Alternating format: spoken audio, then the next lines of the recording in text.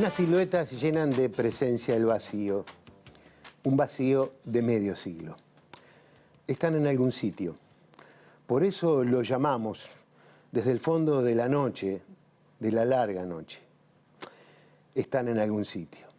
Escucha, escucha.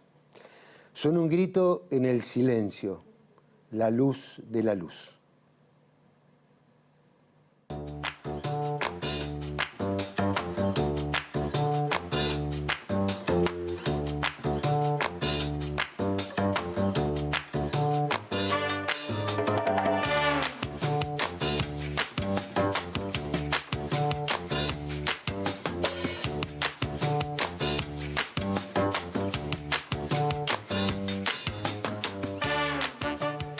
Buenas noches, bienvenidos a una nueva propuesta de Ideas Cruzadas. Hoy vamos a estar recibiendo a Karina Tassino, hija de Óscar Tassino, secuestrado por Eduardo Ferro el 19 de julio de 1977 y desaparecido en el centro clandestino de detención de La Tablada.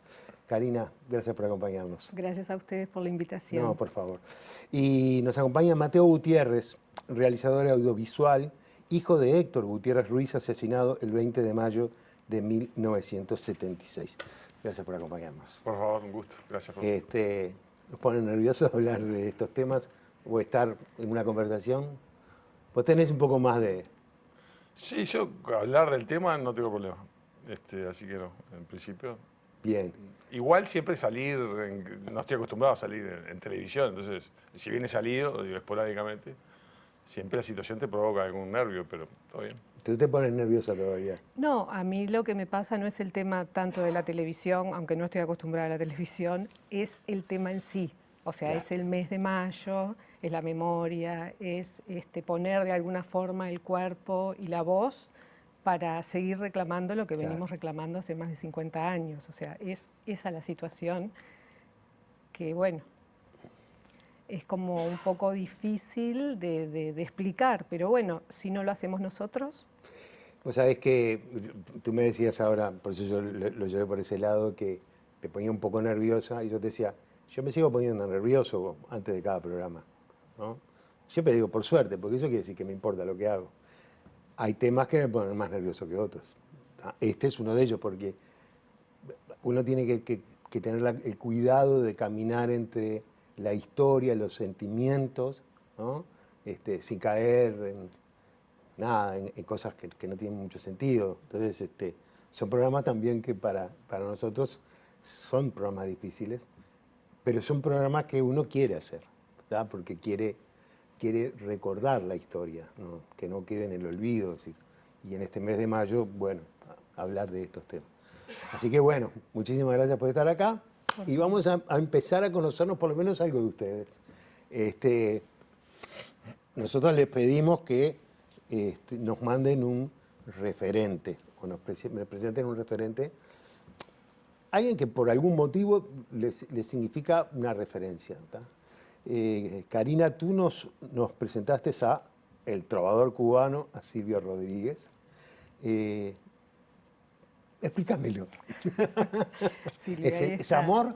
El trovador cubano, excelente. Lo que pasa que a mí Silvio Rodríguez me lleva a una etapa de mi vida muy importante, de mi vida y del país, porque yo empecé a escuchar a Silvio en dictadura, gracias a mi hermano mayor Gabriel, por cassette clandestinos que circulaban.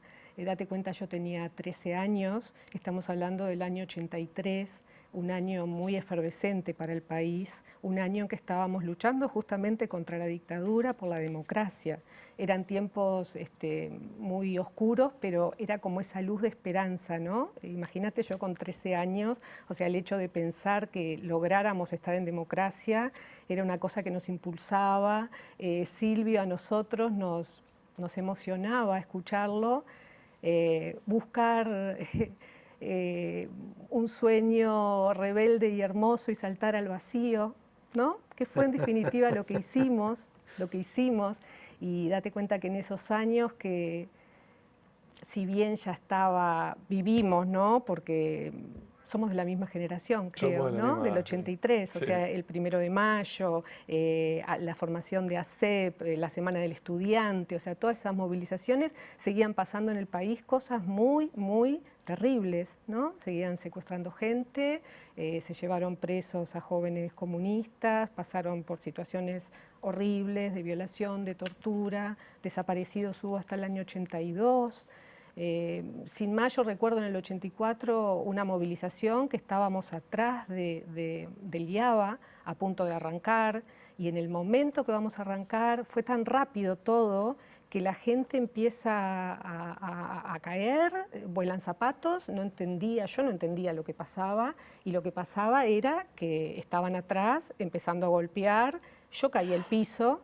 Y en ese momento que caigo al piso, mi hermano Gabriel, una vez más, un referente en mi vida, me grita, corre Karina, y pone él la espalda en un palo que un milico me iba a dar a mí.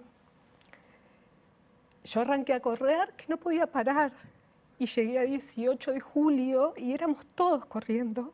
Y ahí estaba la solidaridad de la gente, que te abría las puertas. Yo creo que esto fue en el 84. En el 84, la gente te abría las puertas y te metías a las casas, desesperado, con un miedo.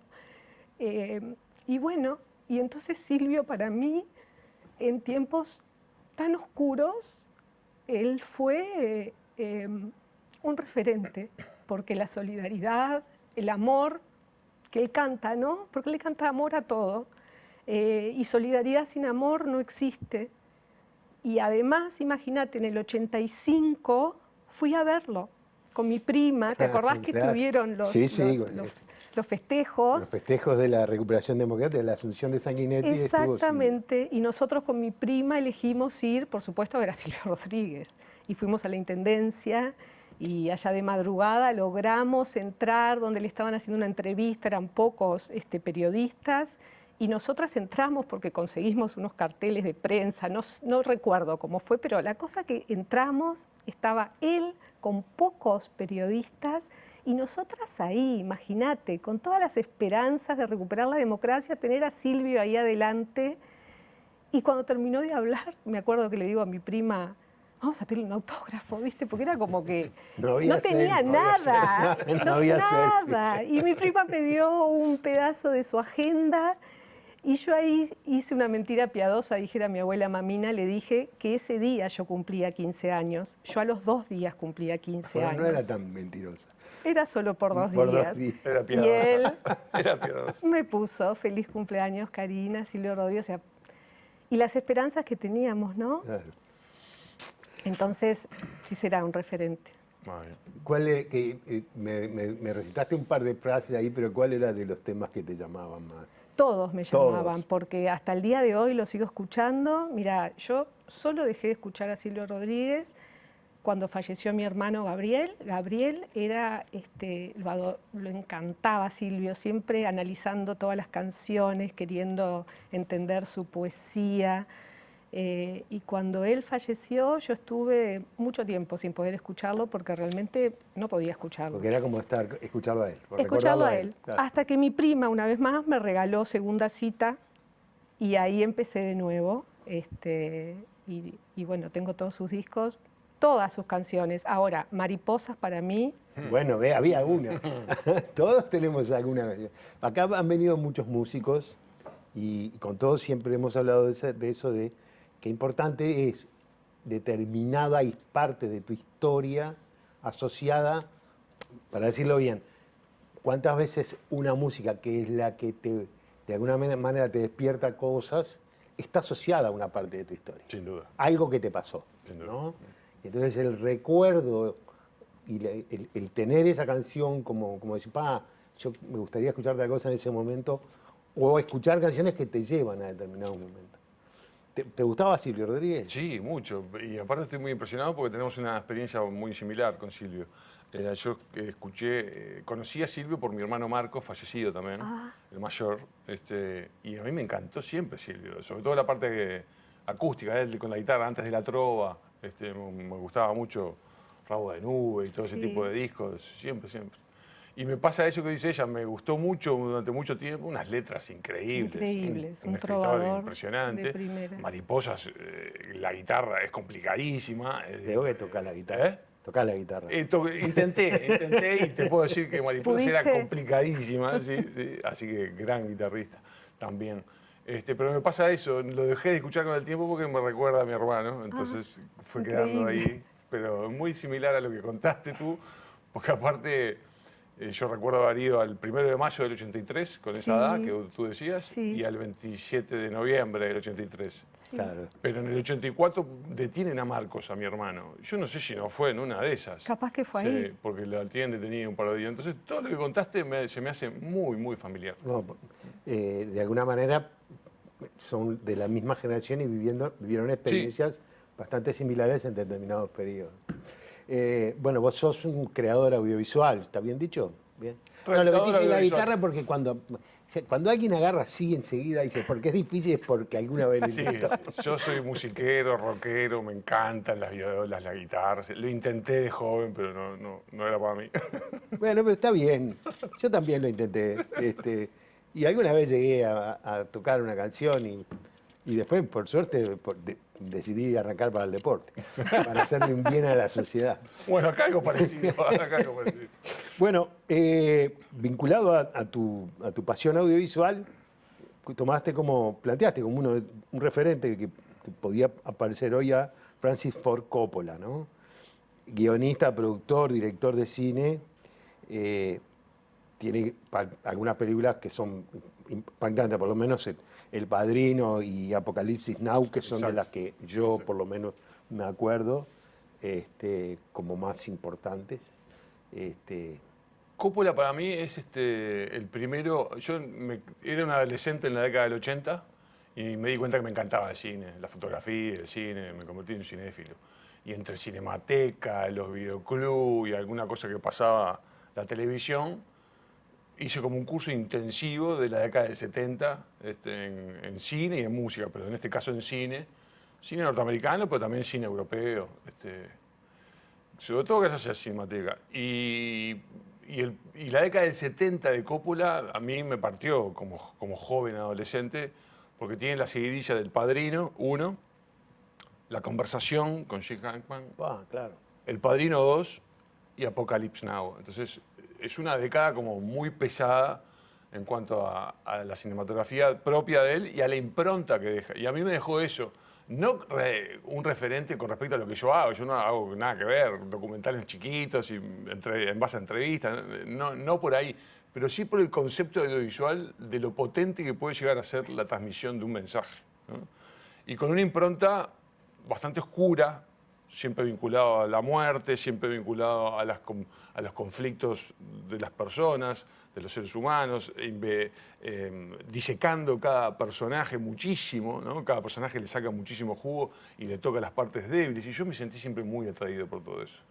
Entonces nada, quedó ahí Coppola como un referente de todo el cine que después seguí viendo, ¿no? Y después obviamente empecé a ver cine antes de Coppola.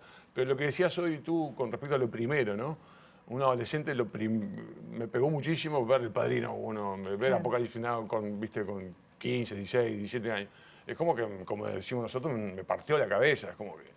Entonces, bueno, a partir de eso yo creo que desarrollé un gusto por cómo transmitir los mensajes y con esa cuota así un poco oscura, y eso quedó implícito en mí.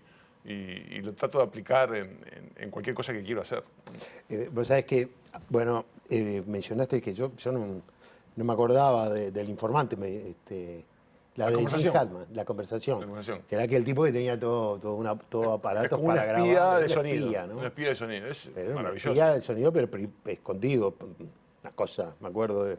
Y bueno, y se vuelve... Totalmente loco, claro. Es una película mucho más chica que las otras tres. Sí. Las otras tres son mega producciones, pero igual, esta chiquita, fantástica. sí, marca... Y lo otro que te iba a decir que me pasa con el que cada tanto pongo El Padrino de vuelta porque la primera escena, la escena del casamiento, hasta que se cierra la puerta, es una cosa, la puedo ver, no sé, 20 veces y me sigue emocionando, me sigue encantando.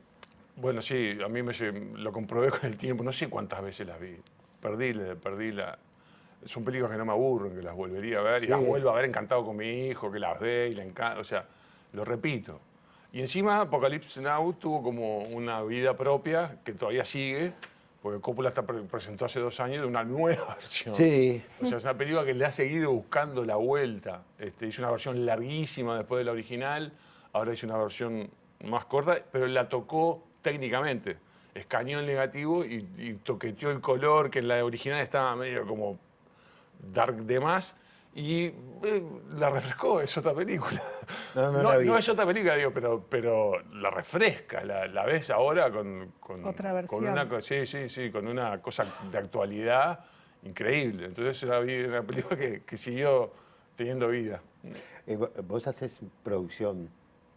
Bueno, yo soy gestora cultural, soy actriz, gestora cultural, pero me he dedicado más a la gestión cultural. Sí, justamente cuando venía para acá pensé que las vueltas de la vida, ¿no? Porque yo la primera producción que hice de gestión cultural que me invitaron cuando yo todavía no era gestora fue Resiliencia, de Marianela Morena, qué título, ¿no? Resiliencia, si nosotros seremos resilientes. Y después dejé el tema de las producciones porque, bueno, sucedió el fallecimiento de mi hermano, después de mi mamá, y como que la cabeza no estaba en eso, dejé. Y cuando retomo la producción fue por el contacto con el fotógrafo argentino Gustavo Germano por Ausencias, que vinieron a presentarlo acá en Uruguay.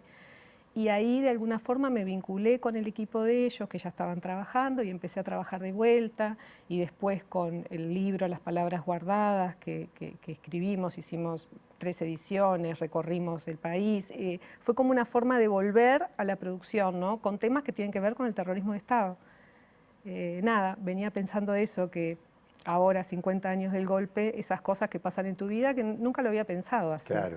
Más allá de que ahora últimamente, bueno, seguí con teatro y la verdad que hicimos unos trabajos con el director Javier Iglesias y un equipo divino de obras de teatro, pero accesibles. Trabajamos justamente con el tema de la accesibilidad. Nos preguntamos qué pasa con la cultura, qué barreras nosotros mismos a veces no, definitivamente ponemos que hay personas que no pueden acceder.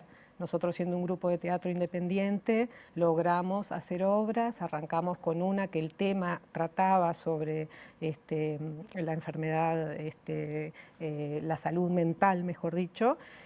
Y a partir de ahí, que era un tema sobre el derecho a elegir de las personas en situación de discapacidad, dijimos, bueno, pero ¿por qué no hacemos las obras para personas ciegas que puedan acceder con audiodescripción, para personas sordas con intérprete de lengua de señas, pero uno por cada personaje? O sea, nos metimos en todo un camino de trabajo, primero de aprender sobre la discapacidad, que no sabíamos nada.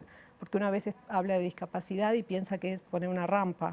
Y una vez que empezás en el tema, te das cuenta que la falta de empatía que tenemos al dejar afuera a tantas personas que pueden disfrutar, igual que nosotros, de un espectáculo, ¿no? Y ahí realizamos un tríptico de obras accesibles y bueno, es un trabajo realmente muy lindo. Mirá, empezamos empezamos en el 2019 y nos agarró la pandemia, pero con esta obra, Nuestro Hermano, de Alejandro Melero, un autor español, realmente fue 3 años estuvimos, porque además ganó el Florencio, Sebastián Rebollo como mejor actor, recorrimos el país, y después en el 21 y en el 22 agregamos 2 obras más, que además tratamos de que no siguieran tratando el tema de la discapacidad a la obra, porque a veces también parece eso, que si haces una obra para que accedan personas en situación de discapacidad, tenés que tratar el tema de la discapacidad, y no, les gusta como nos gusta todo, cualquier tema. Claro. Entonces, claro, no hay por qué hablar de eso. Exacto, no hay por qué hablar de eso. Obvio. Entonces justamente hicimos una obra relacionada con un thriller psicológico, y después una obra de Claudia Piñeiro, ahora el año pasado, que trata justamente sobre la identidad. Ella escribió esa obra a pedido de madres de Plaza de Mayo, que llamaron a escritores argentinos porque querían que hablaran sobre la identidad, pero no de los niños desaparecidos, sino de la identidad en forma general, para que la gente pudiera entender cuando se ponen los zapatos del otro. Entonces ella escribió ¿Cuánto vale una heladera? Ah, sí, sí. Claro. Una comedia que en realidad no habla de la identidad porque ella, Piñeiro, se le quema la heladera y cuando va a reclamar, como los teclados no tienen ñ, ella no existe, es Piñeiro. Entonces la garantía... Me pasa a mí. ¿Te pasa? Bueno, muy bien, también la cultura los une, pero bueno, vamos a seguir conversando con Karina Tassino y Mateo Gutiérrez aquí en Ideas Cruzadas en un segundo nada más.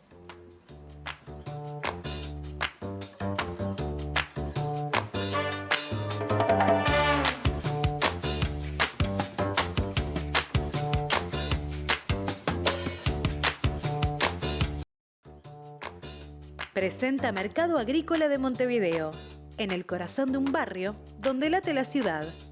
Mercado de Historias. Mercado de Historia.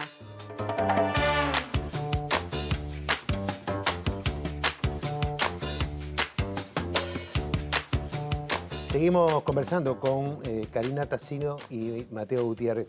Y bueno, de alguna manera lo que une esta conversación hoy es un padre asesinado, un padre desaparecido, ¿no? Más o menos la misma generación, distintas experiencias en la vida, pero bueno, vidas afectadas por el terrorismo de Estado. ¿Cómo fue la contención del resto de los componentes de la familia? ¿Cómo fue la contención para que ustedes tan chicos, porque si no me equivoco, la desaparición de tu padre es cuando tú tenías 6 años? 7 años. 7 años y tú más o menos 6 lo años. mismo, 6 años. O sea, ¿cómo es el entorno que los ayudó a pasar esa situación? Empezar el que quiera. Creo que nosotros fuimos como absorbidos por ese entorno, o sea, tuvo mucho que ver el entorno. Una madre sola con 5 hijos que tenía que volver al Uruguay a encarar una nueva vida. Mis abuelos ayudaron un montón, el abuelo paterno, nos fuimos a vivir al apartamento de él cuando vinimos, y mi abuela materna, la madre del Toa, la dueña de un campo de la que vivíamos. Entonces, por suerte, no hubo problemas económicos en ese momento. Y encima, cuando volvimos al Uruguay, vamos todos al colegio seminario, que es el colegio de jesuita donde había ido mi padre. Y caemos a mitad de año, en julio, éramos la mosca en la leche en ese momento. Y ese colegio tuvo una función de arropar a esos niños y que tuvieran la posibilidad de hacer una vida normal, entre comillas. Y así fue. Así fue, y creo que nos ayudó un montón. Bueno, ni hablar de amigos, amigas de mi madre, amigos de mi padre, un montón de gente que podría nombrar. Y esos niños fueron creciendo. Claro, mi experiencia personal es, ok, capaz que cuando tenga la oportunidad esto queda atrás y yo tengo una nueva vida y todo cambiará. Y no, y yo me topé con la realidad de que eso no iba a ser así. De que yo iba a estar en mí toda la vida y me iba a afectar la vida personal, pero lo sentí de maduro. Antes que tenía una cierta esquivo al tema, creo yo, para no afrontar esto que estoy diciendo. Y cuando fui hombre, casado, que tuve hijos, etc., y me topé con alguna información, siempre hablé de él, pero intentando que no me afectara la vida, digamos, ¿no? Y cuando fui grande y padre, sobre todo, y me topé con algunas imágenes que nunca había visto, me di cuenta que eso en mí estaba ardiendo, como el primer día. Y bueno, y ahí fue que yo ahí fue que decidí hacer una película sobre él. Hasta ese momento yo me había estado formando en fotografía, en publicidad, que si bien no era lo mío, era un poco la escuela que todos tuvimos en esto para aprender a realizar cosas, ¿no? Y en ese momento yo agarré y me fui para el lado opuesto. El dueño de la productora quedó como un poco en offside porque yo vine con algo que no estaba previsto.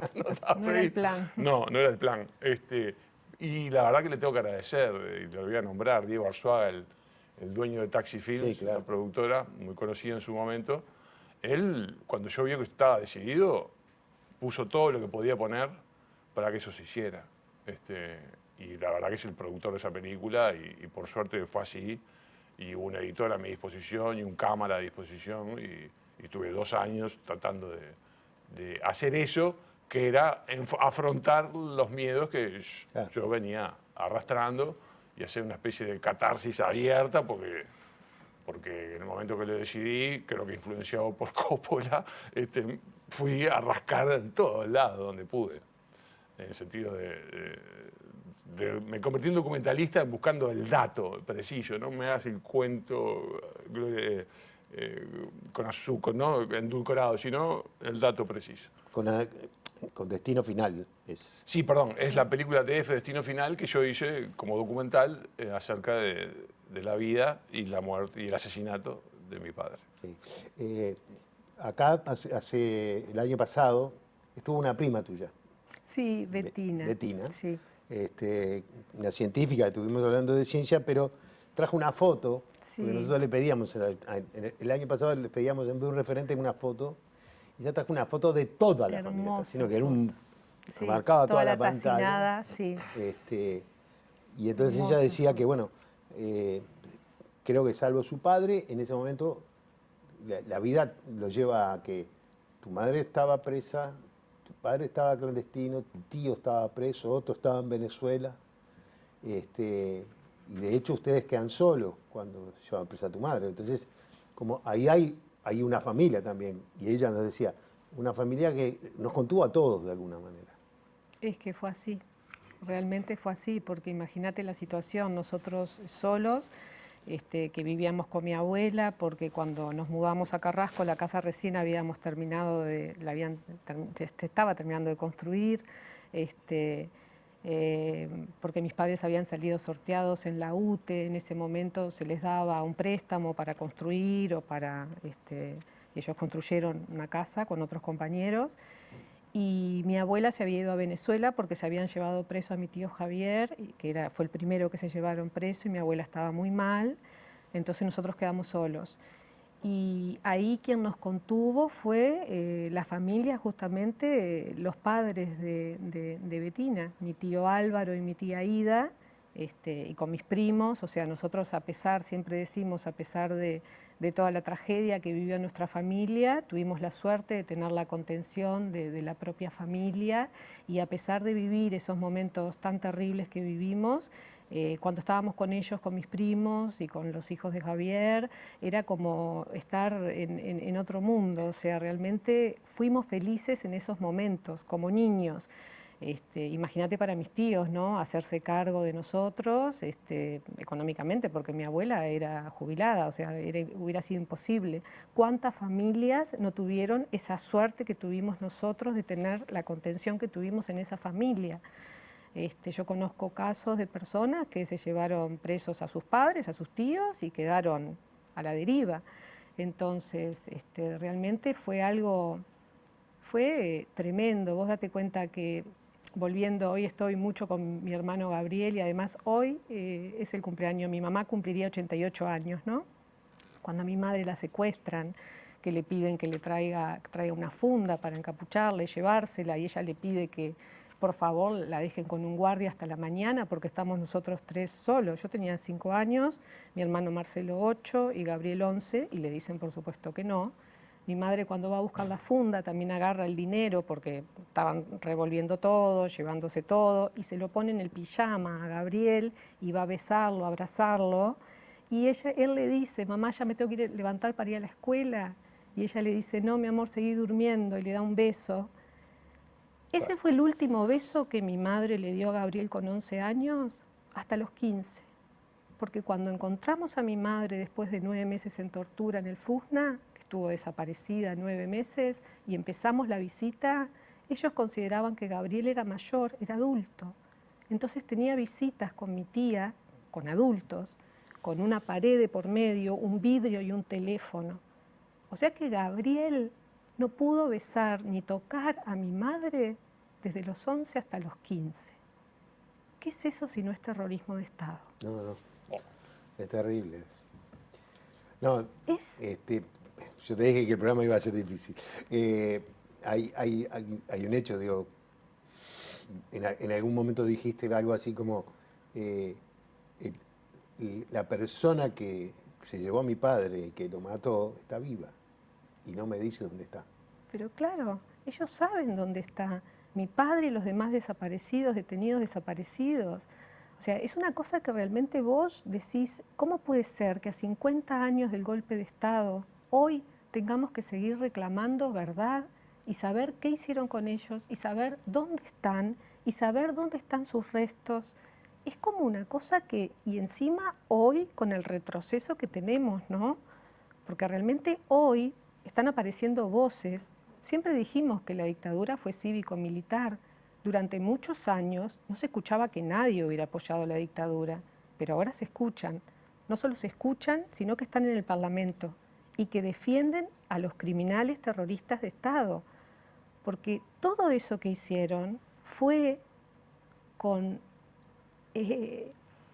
personas del Estado, funcionarios del Estado, que nosotros pagábamos sus sueldos, con todo el aparato del Estado amparándolos, acá en Uruguay y combinado con otros estados, porque eso fue la Operación Cóndor, por eso pudieron trasladar gente, hacer todas las barbaridades que hicieron.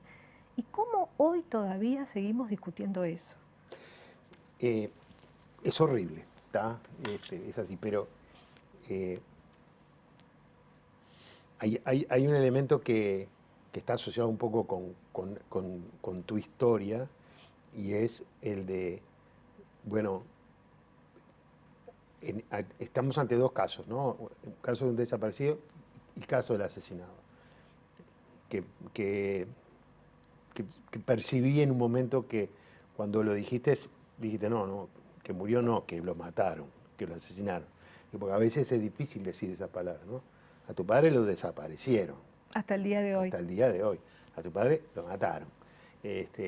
Siendo ustedes unos niños, o viviendo con toda esa experiencia que además vos contás de lo que te costó entender que eso no iba a quedar atrás, ¿no? Y que había que afrontarlo y que había que incorporarlo. Pero son la misma operación, ¿no? Una desaparición en el Uruguay como un asesinato en la Argentina forman parte de la misma operación del Estado que quería, porque yo leí, ustedes disculpen, me corrigen cuando digo, de que de alguna manera en algún momento se comentó, se dijo que los asesinatos de tu padre, de Michelini, de Barredo y de Whitlow habían sido hechos por los propios tupamaros, ¿no? Porque ellos de alguna manera habían empezado a tener una cierta afinidad política, o se habían juntado para trabajar por la solidaridad con el Uruguay. Esos eran sus enemigos, por eso los asesinan. Y a mí me quedó por lo menos muy impactado un par de cosas. La foto tuya, ¿no?, de ausencia, y un relato tuyo del cual recordás los olores de tu padre. Y eso es... No sé, digo. Sí, a mí cuando me preguntan qué recordás del viejo, eso, de verlo afeitarse, usaba una colonia Atkinson, Colonia Atkinson, que la busqué años después, se fue... Y aparte un tipo que tomaba mucho mate y fumaba mucho, republicana negro. Entonces el olor al toba a mi viejo es un olor a mate y a tabaco. Un olor muy reconocible. Entonces eso sí quedó impregnado en mí, por supuesto. Más allá de pequeños detalles, te traía revistas, ese tipo de cosas, caramelas, siempre andaba con algún regalito ahí chiquito. Entonces como esos pequeños detalles uno le quedan, por supuesto, sí, por supuesto. Los dos tienen una madre que queda, ¿no? ¿Cómo fue la vida de esas madres? Bueno, en el caso tuyo todavía estaba preso. Imagínate. Mi madre la llevaron en el 75, cuando empezó la Operación Morgan, el 7 de noviembre, y la liberan en el 79. Entonces mi madre sale, después de haber sufrido todos esos abusos, sin su esposo, con hijos para terminar de criar, sin trabajo, sin la casa sin terminar de construir. O sea, era realmente tremenda la situación. Y yo siempre digo, o sea, mi madre, yo no sé de dónde sacó fuerza, por nosotros lo hizo, ¿no? Pero mi madre, el primer trabajo que mi madre consiguió fue vender libros puerta a puerta con banda oriental. ¿Vos te imaginás el estado en el que estaba mi madre para hacer eso? Hacía antes trabajos más chicos, ¿no? Porque una de las cosas que quiso fue que mi tío no le ayudara más económicamente, que mi tío se enojó. ¿Cómo no vas a querer que te ayude económicamente? Y mi mamá dijo, no, hasta acá, ahora yo voy a conseguir. Mi tío tenía una casa de pesca y nosotros hacíamos un tipo de trabajo con las boyas, con los anzuelos, ¿viste? Mi madre cocinaba, después en Banda Oriental trabajando, y en medio de todo eso salir a buscar a mi padre, o sea, continuar la búsqueda que hasta el momento mis tíos y mi familia habían hecho de mi papá. O sea, nosotros, porque es difícil a veces explicar la desaparición. En palabras de Hellman, bueno, es una palabra, la desaparición forzosa, horrible, que incluye 4 palabras, que es el secuestro de personas indefensas, la tortura, el asesinato y el esconder sus cuerpos. O sea, eso incluye lo que es la desaparición. Pero para nosotros, los que quedamos, es algo es una persona que te la borran de un día para el otro y vos todos los días estás esperando que esa persona aparezca, vuelva, porque además el proceso del terrorismo de Estado siempre primero te desaparecían. Todas las personas que estuvieron presas, Claro. primero estabas desaparecido, días, semanas, meses, años, algunos, pero después aparecían si no te mataban o si no te desaparecían, ¿no? Entonces, es muy difícil poder cerrar eso, porque ante esa situación, vos no es que te entregaron a tu padre muerto, que lo viste muerto, que podés hacer o un proceso o un duelo o entender. A veces los psicólogos hablan de como 3 premisas para las catástrofes: ver, comprender y concluir. Y nosotros, los familiares de desaparecidos, claro, ¿cómo hacemos eso si no sabemos qué pasó? Claro. Y yo estoy hablando de mí, pero en este país hay 197 detenidos desaparecidos. Porque yo estoy hablando de mí y también es mi versión como hija. Pero si mi hermano Marcelo hablara, él va a contar otras cosas. Claro. O si el hermano de mi papá, y todos los que murieron hasta ahora sin saber nada. Mira, te cuento esto cortito, lo que yo contaba hoy de la esperanza de la democracia, ¿no? Cuando adolescente, que íbamos a recuperar la democracia, yo lo que más pensaba era que iba a aparecer mi padre. Porque que además ahí iba a aparecer tu hay padre. que pensar que los últimos liberados y liberadas fue el 14 de marzo del 85. Entonces, ¿por qué no los podían tener de alguna forma como tenían a los rehenes? Y no me olvido más ver al primer presidente después de la dictadura, a Sanguinetti, hablando por la tele. Mi abuela estaba al lado mío. Mi abuela, Mamina, la mamá de mi papá, miraba la tele y lloraba y decía, no, no. Y Sanguinetti, el primer presidente, decía, después de 11, casi 12 años de dictadura, acá hubo una guerra y en todas las guerras hay muertos y los desaparecidos están todos muertos. No hay que tener los ojos en la nuca. Mi abuela al año se murió de un infarto, en el año 86. Entonces, ahí continuó la impunidad, porque la impunidad empezó en este país con el terrorismo de Estado, cuando te secuestraban, te mataban, te torturaban, te violaban, sentían que contigo podían hacer lo que quisieran, no respetaban nada, fueras menor, fueras mujer, embarazada, fueras hombre. Y después el primer presidente de la República continúa con la impunidad diciendo, acá fueron 11 años de guerra. Pero señor, ¿de qué me está hablando? Entonces es un proceso muy largo de impunidad, que cuesta mucho sanar, que lo poco que se ha conseguido ha sido en cuentagotas, y son cosas... Nosotros ahora recién tenemos la sentencia de la Corte Interamericana por el caso de mi papá, el caso de Eduardo González y de las muchachas de Abril. Muchachas que fueron acribilladas en el año 74, muchachas de 19 años, de 22 años, Silvia Reyes embarazada de 3 meses, las fueron a buscar a la casa y las acribillaron. Recién ahora la Corte Interamericana dice el Estado uruguayo es responsable. Y también el Tribunal de Apelaciones acá en Uruguay dice, Rebollo es responsable y Gavazo que ya murió. Entonces son cosas que hoy parecería que todavía escuchás cada disparate, que todo eso se pone como de vuelta en duda. Sí, no te puedo decir más que sí, porque es así, porque hay una cosa que muchas cosas se están poniendo en duda. En el caso tuyo, además, por el lado de tu madre, hubo un compromiso que ella asumió, en principio en la comisión por el voto verde, y que de alguna manera continúa al día de hoy, en tratar de, en la Secretaría de Derechos Humanos, en tratar de seguir ayudando a resolver estos problemas. Digo, ¿cómo viviste ese proceso también de tu madre y de incorporar, que ella se fuera incorporando de alguna manera, bueno, con la mujer de Michelini y con Gatti, ¿no? No, sí, por supuesto. Ella fue un baluarte en ese sentido y cuando le pareció que tenía que ponerse al frente con Elisa lo hizo y todos apoyamos eso, por supuesto. Después los Gutiérrez somos muy independientes y todos muy habladores, todos, y todos tenemos nuestras opiniones. Qué bueno yo me eso. acuerdo como bastante atrevido de Son mi parte. muchos, ¿no? Son 5. Bueno, ahora somos 4. 4.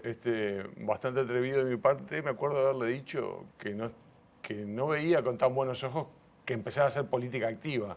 Ella, después del referéndum, empieza a militar para el Movimiento Nacional de Rocha de Carlos Julio Pereira. Y ahí, nada, ella empieza una carrera personal y propia en el que los hijos fuimos acompañando, pero siempre con nuestra manera de ver las cosas. Por supuesto que siempre ha sido un sostén para nosotros y es quien ha llevado la cosa adelante. Pero se vive todo con bastante independencia dentro de mi casa. No quería olvidarme de algo que tiene referencia a lo que ella decía. Yo hoy decía que hubo una imagen muy fuerte que me provocó llevar adelante el audiovisual y contar la historia de mi padre, que es nada más y nada menos que la foto del cadáver. Claro. Que no las habían visto, que no se habían mostrado. No sabían ni que existían. Claro. Y hay 2 fotos de cadáver, una cruda y otra limpia, digamos, en la morgue. Y uno lo vive con mucha crudeza, pero claro, es lo que a un montón de gente le falta. Sí, claro. Entonces yo la escucho hablar a ella y me quedo helado, porque no me puedo imaginar la sensación de la experiencia de un desaparecido. O sea, yo vivo todo esto con dureza, teniendo un cuerpo y una tumba y una fecha y un cementerio donde ir. Yo me pongo en el lado de ellos, que me pasa hace mucho tiempo, y me causa un conflicto importante porque debe ser algo muy, muy, muy difícil de llevar adelante. Claro, porque de alguna manera, digo, es espantoso, lo que estamos hablando, no hay mejores ni peores, ¿no? Esto es horrible todo. No, bueno, pero pero te entiendo. Cosa, Pero nada, el poder darle un punto final. Exacto, bueno, exacto. Es horrible, a mi padre lo mataron, le pegaron un tiro en la cabeza, lo metieron adentro del baúl de un auto, lo dejaron abandonado abajo un puente. Es horrible, ¿no? Es horrible. Y además, claro, eso no importa tampoco. A veces es horrible por donde se lo mire. Iba a decir además, una persona que no hizo nada. Además, que no hizo nada. Ni nada menos. ¿Ya? Porque, digo, tu padre fue un diputado, ¿ya? Fue un legislador que en un momento determinado de su vida seguramente temió por su vida, por la familia, y dijo, bueno, vámonos, porque acá no podemos seguir. Quizás siguiendo las palabras de Wilson, y se fue a vivir a la Argentina y quiso ser solidario, y vinieron y lo mataron, punto. Nunca hizo nada. Digo, nunca hizo nada como para merecer que el Estado lo mate. También es cierto que tenía su propio actuar, ¿no? Era un tipo independiente, con criterio propio, y si bien respondía a Wilson, hay un trabajo de él propio que tiene que ver con los contactos. Yo me refería a que quizás influido por que Wilson se va. No, por supuesto. No, en ese sentido me refiero, no, después no era no me refería a lo político. Así no era un dirigente sindical, nunca estuvo en una guerra. Nunca. ¿Tá? Era un hombre que trabajaba en la UTE y que lo que hacía era, bueno, tratar de conseguir mejores condiciones de vida para los trabajadores de la UTE. O sea, estamos hablando de gente de paz, no gente de guerra, y uno lo desaparece y al otro lo mata. Y bueno, y creo que lo que importa en este momento, de alguna manera, es ver si podemos conseguir que no se olvide. Exacto. ¿Por qué? Porque yo quizás soy pesimista, pero yo tengo la sensación de que se va olvidando. ¿Tá? Y esto lo iba a plantear más adelante, pero se lo voy a plantear ahora porque en estos 2 días le pregunté a 2 jóvenes que tienen 20 y 18 años y que son mis nietos. O sea, viven en mi casa. Fuimos exiliados, sabemos de la vida de los desaparecidos, sabemos de los asesinados. Le pregunté a los 2, ¿sabes quién es Gutiérrez Ruiz? No. Los 2 me contestaron que no. Uno me dijo no y otro me dijo, es un jugador de fútbol. No, es horrible. Y uno estudia en la universidad y el otro está terminando secundaria. Entonces, eso es lo que está mal. Que de repente saben cómo se llamaba Pericles, el no sé qué de Grecia, y no conocen esta historia reciente. Entonces, no sé, me parece que hoy por hoy esa tarea es gigante, porque tenemos que lograr que sepan esta historia, que la conozcan, ¿no? Y ahí de alguna manera no sé si no deberíamos, si el propio Estado no debería exigírsele que reconozca el 20 de mayo, ¿no? Como el día que mataron a Gutiérrez Ruiz, a Michelini, que eran representantes electos por el pueblo, y como el día de recordación de los desaparecidos o de exigir, no sé, capaz que estoy entreverando las cosas. No, bueno, pasa que es bruto tema. A mí me provoca una dualidad el tema importante, porque entiendo lo que decís y trabajé para eso, y lo sigo haciendo, difundir, que se sepa. Ahora, veo a las nuevas generaciones agarrar la posta de esto y me da un dolor. Me da un dolor porque siento que no se lo merecen. Deberíamos haber terminado con este tema y no pasar las postas. Claro, después la realidad te lleva por delante. Y por ejemplo, yo quizás en estos 50 años hay una causa abierta y quizás logre que el Estado y la justicia uruguaya reconozca que la inteligencia militar lo secuestró y lo asesinó. Yo con eso estoy tranquilo. Yo personalmente quedaría tranquilo, ni siquiera me interesa la cárcel. Y acá, ¿cómo hacemos? No alcanza con eso. Hay que saber dónde está ese cuerpo y qué pasó con él. Entonces, la realidad me dice que sí, que esto va a seguir y va a involucrar a nuevas generaciones y las nuevas generaciones se van a involucrar con eso. Porque es cierto lo que tú decís, pero por otro lado vas al 20, vas a la marcha y ¡guau! ¡Qué cantidad de gente! No, por supuesto. Cada vez Qué yo creo cantidad de que gente. hay más jóvenes. Y cada vez hay más jóvenes. Sin duda que también hay otros que no, pero yo siento que cada vez hay más jóvenes. Perdón, Porque ellos van a la marcha, van. pero No no tienen saben idea. por qué. Ah, Claro, bueno, ¿Entendés? eso es Ellos lo van que a la marcha. es A lo que me importante, refiero es claro. eso. Es decir, pero ¿por qué no saben? ¿Por qué no hay un profesor o 2 o 3 o 5 profesores en la enseñanza secundaria que les digan lo que pasó? Perdón. Claro, lo que pasa que es eso, ¿no? Es un tema de Estado, es un tema de responsabilidad del Estado. Nosotros ahora que tenemos esta sentencia, que es la segunda sentencia después de la sentencia Hellman, que son sentencias muy importantes, porque es un pasito más y son sentencias yo creo que sirven para todos los detenidos desaparecidos, porque por ejemplo con el caso Hellman, que fue hace 10 años, se logró crear la Fiscalía Especializada de Delitos de Lesa Humanidad, que fue fundamental. Recién en el 17 se logró crear, o sea, todo tan lento. O sea, si la impunidad estará metida Pero esa fiscalía logró justamente unir tantas causas, más de 300 causas que estaban desperdigadas por todos lados, que no se podía avanzar. Y de alguna forma un poquito más se ha ido avanzando. Pero lo que voy es, con esta sentencia que la Corte 8 puntos reparatorios exige, siempre pensando en el nunca más, ¿no? ¿Tá?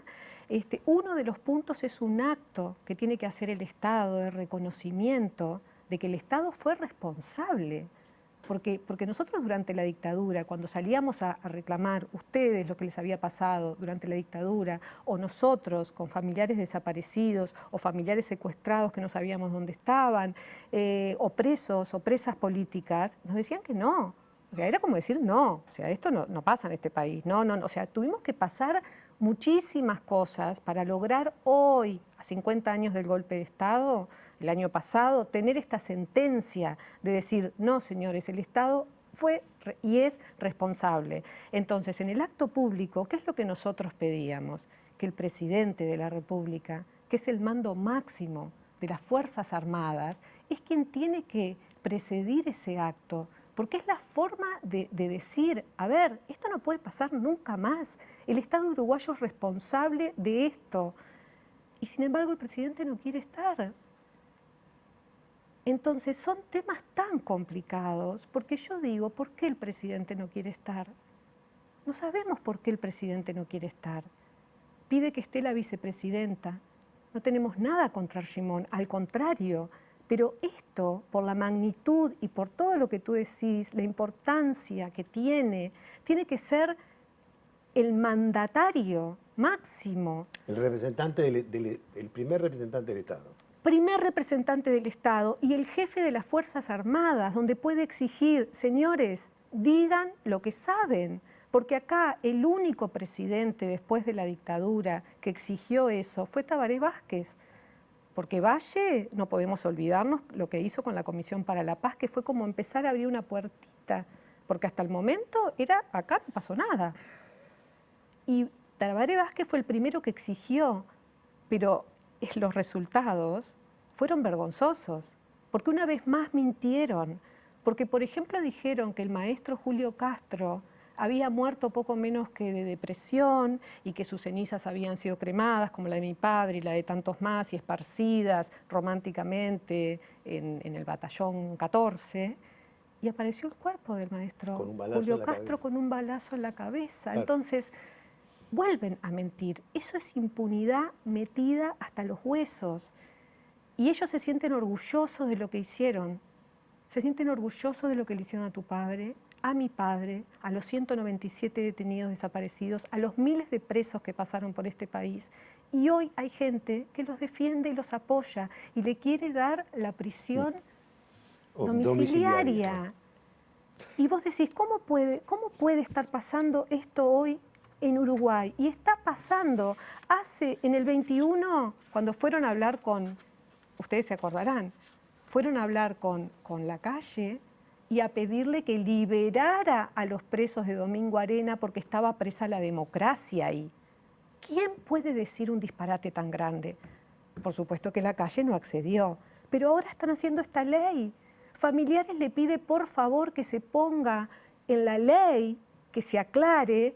Bueno, bien, quieren mejorar la situación de los de 70 años, bueno, que se aclare que las personas que fueron responsables del terrorismo de Estado no pueden abarcarse en la ley y dicen que no, pues no se puede discriminar. ¿Qué quiere decir eso? Cuando en realidad los jueces pueden determinar la prisión domiciliaria de cualquier persona mayor de 65 años. La libertad del juez para determinarlo no está cercenada. Y la ley esta, creo, yo soy medio burro en esto, lo que haría sería obligar a que la justicia tenga que cumplir con esa. Bueno, simplemente antes de ir al último bloque, la próxima marcha, la consigna de la marcha es ¿dónde están? Nunca más terrorismo de Estado.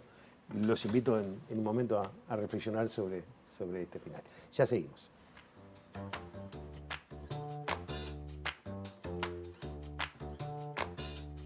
Presentó Mercado Agrícola de Montevideo, en el corazón de un barrio donde late la ciudad. Mercado de Historias. Mercado de Historia.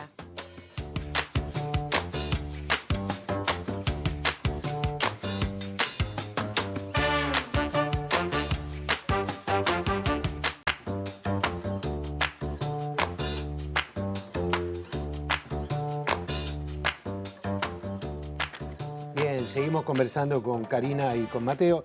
Y yo les decía, la consigna de la última marcha fue ¿dónde están? Nunca más terrorismo de Estado. Bueno, un poco para resumir esta larga conversación, que yo creo que fue muy ilustrativa y es dura, pero bueno, valió la pena.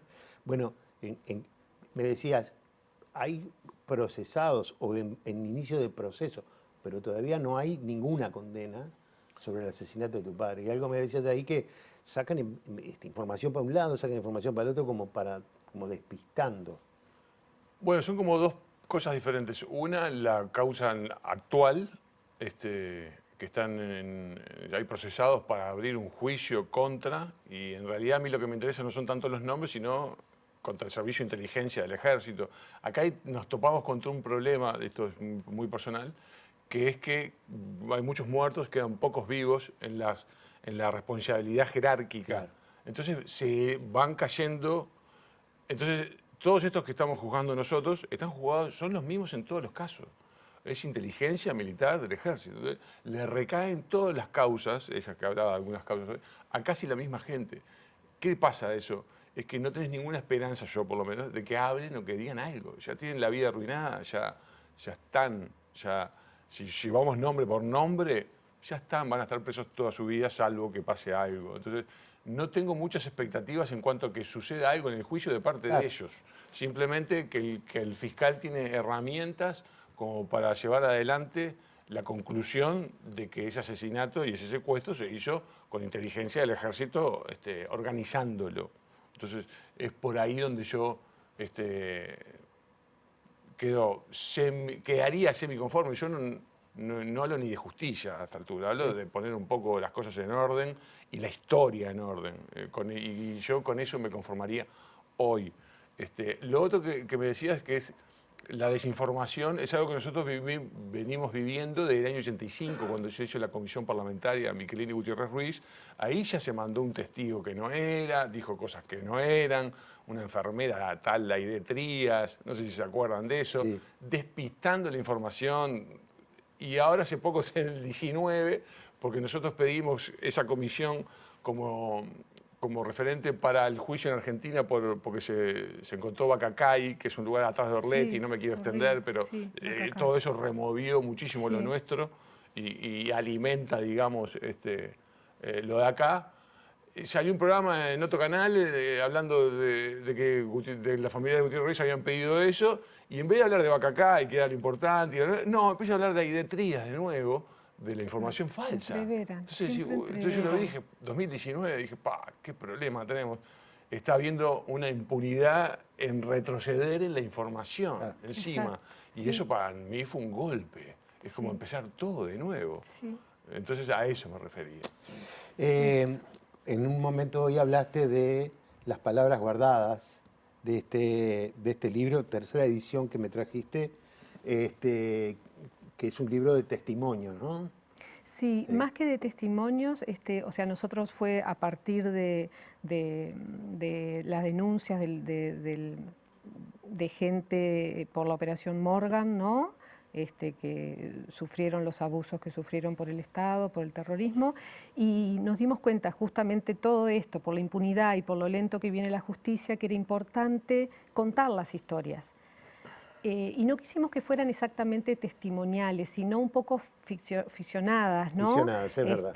Por eso buscamos al profesor Luis Massi, se le ocurrió a Clarel de los Santos, es un historiador, es uno de los que escribe, uno de los compañeros, y con él empezamos a hacer un taller de escritura.